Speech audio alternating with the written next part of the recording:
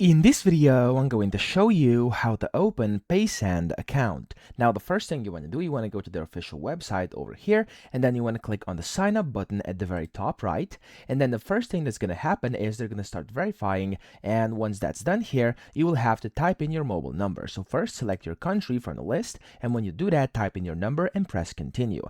Now, once you do that, it's going to require you to actually put in your email as well. And when you do that, they're going to send a verification code to your phone number first. So just type in your 6-digit verification code from your SMS you received from PaySend. And whenever you do that, you'll have to continue and type in two things. The first one is your name and your surname, and then the second one is your address, your residential address. When you type that in, you'll be able to press continue again, and then you'll get the access to your account over here, where again it will give you a pop-up. You can also again like verify your email and stuff like that. And when you do this, you'll of course get the access to basically start using PaySend, and you've successfully opened your account. So that's how to do it. I hope this video helped you out. If it did, please subscribe to the channel and help me out as well.